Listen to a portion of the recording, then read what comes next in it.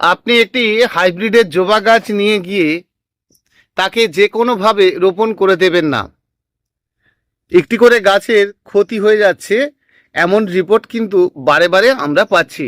আপনি সিন্ডার মিডিয়ার মধ্যে করুন, মাটিতে করুন, যেভাবেই করুন, আর হলেই বা কি করবেন, গাছের যে খারাপ রূপ এই বর্ষাকালে, সেই জিনিসটা আপনার গাছের ক্ষতি না হয়। ভিডিওটি পুরো দেখার অনুরোধ থাকলো, দেখুন। অবশ্যই আপনি আপনার গাছটিকে ভালো করে নিতে পারবেন। টপিক্যাল জবাগুলো এমনি বেশি বৃষ্টি পছন্দ করে না। আপনাকে জানতে হবে যে বেশি বৃষ্টির জল কেন পছন্দ করে না। আপনি যদি ভালো গাছই না করতে পারেন তো গাছ নেবে কে?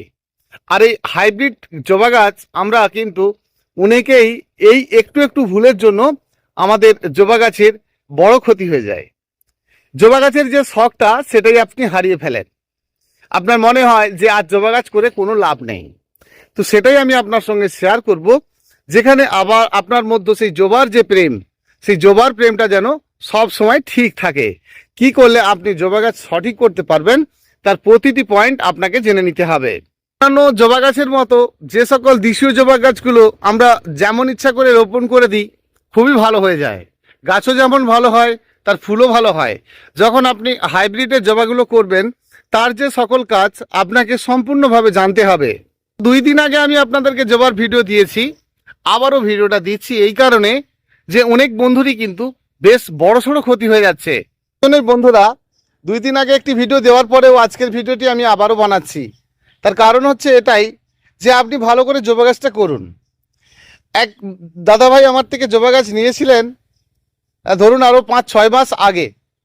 আজকে সেই গাছগুলো দেখে আমার নিজেরই কষ্ট হচ্ছে, আপনাদেরকে কি বলবো। যখন আমি বলছি আপনাকে আপনি ঠিকভাবে লাগিয়েছেন, আপনি বলছেন হ্যাঁ আমি ঠিকঠাকই জবা গাছ রোপণ করেছি।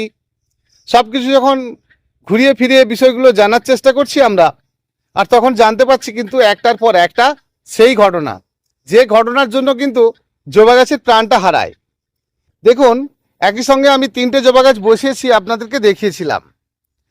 তো সেই গাছটি আরও আজকে আবারও দেখাচ্ছি যে একই সঙ্গে 3টে জবা গাছ কেন বসিয়েছি, যাতে কখনোই এই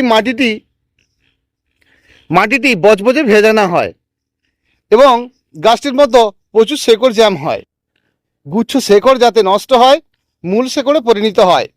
এই জন্য আমরা সবসময় জবা গাছ রোপণ করলে খুব ছোটো টবেই রোপণ করতে বলি, কারণ তাতে ছোটোখাটো ভুলগুলো বোঝা যায় না।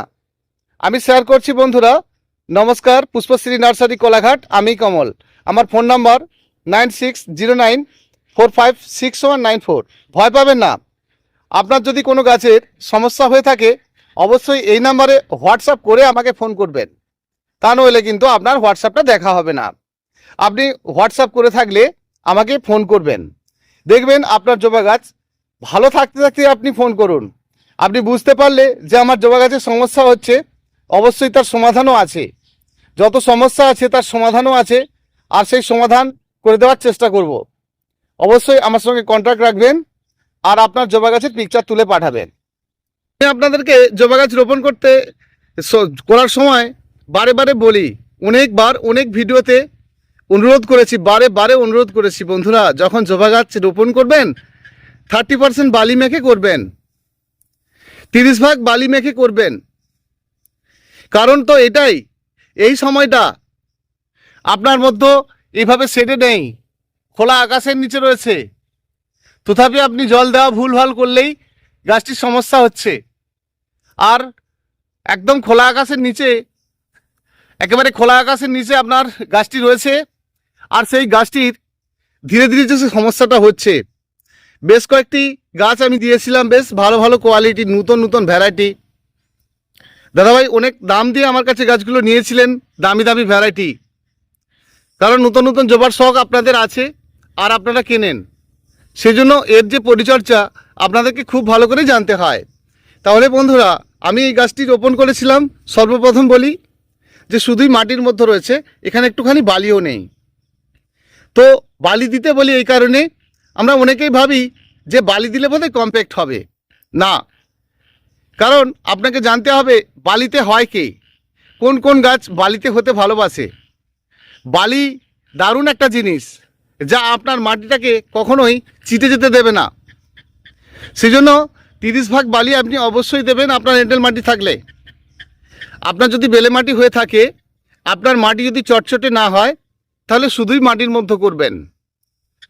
তো ওই দাদাভাইয়ের যে সমস্যাটা দেখলাম, যে ওই দাদাভাই কিন্তু গাছের মধ্যে বালিও দিয়েছে 30 ভাগ, তাতে মাটিও দিয়েছে এবং একটু বড় টবে দিয়েছে। তা দেখলাম টবটা দেখে তো আমার মনে হলো 7 থেকে 8 ইঞ্চি টব, আর সেই টবে 2-1টি বৃষ্টি খাওয়ার পরেই গাছের অবস্থা ধীরে ধীরে খারাপ হচ্ছে।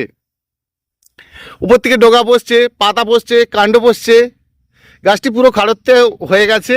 গাছটি বাঁচানো যাবে, আপনারও যদি ঠিক এমনটাই হয়, গাছটি বাঁচানো যাবে, চিন্তা করবেন না।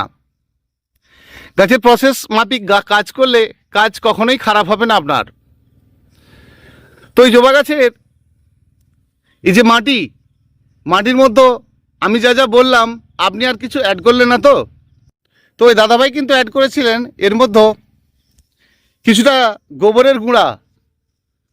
আমি আপনাকে বললাম যে আপনি ভার্মি কম্পোস্ট দেবেন না। আপনি বলছেন না, আমি তো একটু গোবর সার দিয়েছি, আমি তো একটু কোকোপিট দিয়েছি। কিচ্ছুই দেবেন না, শুধু মাটি দেবেন আর 30 ভাগ বালি দেবেন। মেখে আপনি গাছ করুন, দারুণ গাছ ভালো হবে। তো আপনার যদি এমন অবস্থা হয় 8 ইঞ্চি টবের মধ্যে কোনো গাছ থাকে, আপনি সাথে সাথে খুলে নিন। খুলে নিয়ে যেটি করবেন সেটা আমি আপনাকে দেখাচ্ছি। এই যে গাছটি দেখুন, যত বৃষ্টির জল খাচ্ছে তত গাছটি সুন্দর হচ্ছে। আপনি ভয় পাচ্ছেন বর্ষার জবা গাছ মারা যাবে? কখনোই না। আপনার প্রসেস যদি ভুল না হয়, গাছ আপনাকে কখনোই ধোঁকা দেবে না। আপনি যদি গাছকে না দেখেন, গাছও আপনাকে দেখবে না। গাছের যা প্রসেস আপনাকে তা মেনে চলতে হবে। আপনি যদি না চলেন, গাছও আপনাকে দেখবে না। যে সময়টা আপনাকে ভালো দেখিয়েছে সেটা হচ্ছে আপনি অন্যান্য সময়, কিন্তু এই বর্ষার সময় গাছ আপনার কথা শুনবে না। গাছের গোড়াতে অতিরিক্ত বৃষ্টির জল থাকবে, আর জল থাকলেই শেকড় পচবে এবং কিছু কিছু নূতন শেকড়ের জন্ম হতে থাকবে। তো দেখুন বন্ধুরা, যখন আপনারা কোনো জবা গাছ রোপণ করবেন, সবসময় আপনাদের গাছের মাটি ভুরভুরে হালকা না হয়ে যায়। দেখুন আমাদের মাটি কিন্তু একেবারেই কমপ্যাক্ট, দেখতে পাচ্ছেন, একেবারেই কমপ্যাক্ট। কি কোনো খাদ্য দিয়েছি? কোনো কিছু দিই না, শুধু গাছটিকে রোপণ করেছি। খাওয়া দাওয়াটা ব্যক্তিগত বিষয় বলে আমি মনে করি। আপনি একটু খৈলের জায়গায় অন্য কিছু দিয়ে ফেলেছেন, তাতে বিশেষ সমস্যা নেই।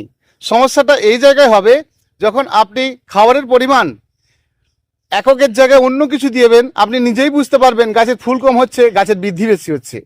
তার মানে আপনাকে বুঝতে হবে যে আপনি ওই খাদ্যটা দেওয়া বন্ধ রাখবেন। কারণ আপনার গাছের পাতা ডিপ গ্রিন রয়েছে, গাছ সুন্দর আছে, তথাপি আপনি গাছের ওপরে যদি বেশি নাইট্রোজেন খাদ্য দিয়ে ফেলেন, সেক্ষেত্রে তো আপনার গাছের পাতাই বেশি হবে, তাই না? তো সেই জন্য আমার এই ধরনের অনেক ভিডিও রয়েছে যে আপনি খাদ্য কেমন দেবেন বর্ষায়, দেবেন কেমন খাদ্য গ্রীষ্মে, কেমন দেবেন শীতে, সবটাই কিন্তু এই নিয়ে শেয়ার করা রয়েছে।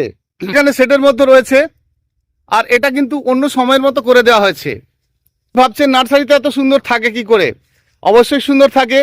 বর্ষা পড়ে যাওয়া মানে, যদি আপনার মাটির মধ্যে ভার্মি কম্পোস্ট, কোকোপিট, ধানের চিটে সবটাই মাখা থাকে, আপনার গাছটি কিন্তু এরকম সেটে থাকছে না, থাকছে খোলা আকাশের নিচে, আর তখনই হচ্ছে আপনার গাছের ক্ষতি। কিন্তু একটা নার্সারিতে সেই জিনিসটা থাকে না। দেখুন আমাদেরও আছে কি, বর্ষা পড়ে যাচ্ছে মানে আমরা কিন্তু সেগুলো রেখেছি শেডের মধ্যে। বর্ষার জলকে প্রবেশ করতে দেওয়া হবে না। কারণ যখন আপনাকে কেউ গাছ দেয়, সেই গাছটি বানানোর জন্য অনেক কিছুই করা হয়। গাছটি যাতে সুন্দর হয়, সেই গাছটি যাতে বেড়ে ওঠে, আর সেই বেড়ে ওঠা গাছের মধ্যে ভার্মি কম্পোস্ট, কোকোপিট ইত্যাদি মেখে দেওয়া হয়, গাছটি যাতে ফাস্ট হয়ে ওঠে। সেই গাছটি আপনারা যখন নিয়ে যাওয়ার পরে ওই একই সিস্টেমটাকে যখন আপনারা অ্যাপ্লাই করেন, তখনই তো আপনাদের ক্ষতি হয়। দুটি পার্ট আলাদা। এটা তৈরি ছোট্ট গাছ থেকে আপনার হাতে তুলে দেওয়ার জন্য, কিন্তু আপনি তাকে লালন পালন করে নিজেই বড় করবেন, সুন্দর করবেন। কালকের একটা ভিডিওতে আপনাদেরকে দিয়েছিলাম কিছুটা অংশ, যে যেখানে জবা গাছের যেটাতে গোড়াতে জল বেশি হয়ে যায় এই পলিথিনে, সেখানে গাছের ক্ষতি হয়ে যায়, গাছের বৃদ্ধি বন্ধ হয়ে যায়। এই সময় খাদ্য নয়, খাদ্য বন্ধ করা। দুটো সময় খাদ্য বন্ধ করতে হয়। এক হচ্ছে গাছ প্রচুর বেড়ে গেছে, খাদ্য বন্ধ করতে হয়, তাহলে গাছের সৌন্দর্যতা দেখা যায়, ফুল, গাছের পাতা সব কিছুটাই একেবারে কিন্তু বৈধ। আরেকটি সময় খাদ্য বন্ধ করতে হয়, গাছের যখন দৈন্যদশা দেখবেন, গাছের পাতা কুটে, গাছের দুর্বল অবস্থা, গাছের বৃদ্ধি কমে গেছে, সেই মাটি ড্যাম্প হয়ে যায়, মাটির মধ্যে শেকড় পচে যায়, এবং এই পলিথিনগুলোকে আরও এক্সট্রা করে সাইডে ব্লেড দিয়ে দিয়ে দিয়ে চিরে চিরে দিতে হয়। তাহলে কি হয়, এই যে গাছগুলো, এই গাছগুলো আবার আগের মতো হয়ে যায়। তো আপনার একটি বড় টবের মধ্যেও যদি প্লাস্টিক টবে গাছ রোপণ করা থাকে, তাহলেও কিন্তু আপনাকে ছিদ্র করে দিতে হবে। 2, আপনি যদি ভার্মিকম্পোস্ট, কোকোপিট মেখে কাজ করেন, তাহলে সেইখান থেকে খুলে নিয়ে আবার ছোট্ট টবে আপনাকে প্লেন বালি মাটি করেই বসিয়ে দিতে হবে। বসানোর আগে যে কাজটা আপনারা করবেন, এটা ছোট ছোট গাছগুলো যখন আপনারা নিয়ে যান, আর এই সকল চারা কিন্তু আপনারা আমাদের কাছে পাবেন, তো অবশ্যই যোগাযোগ করবেন। পাইকারি নিলেও ফোন করবেন, আবার খুচরো নিলেও ফোন করবেন। মূল্য 150 থেকে 300-র মধ্যেই আপনারা নামি দামি ভ্যারাইটি পাবেন। এর থেকেও যে সকল কম দামের যে ভ্যারাইটিগুলো ছিল সেগুলো খুঁজে দেখতে হবে, যদি এর মধ্যে থাকে তাহলে আপনাদেরকে দেওয়া হবে। আমার পুরানো ভিডিও দেখে অনেক বন্ধুই প্রশ্ন করেছেন যে কম দামের কিছু চেয়েছি। দেখুন, আপনারা না নিলে সেই পুরানো যে ভ্যারাইটি সেগুলো আপনাদেরকে দেবো কি করে?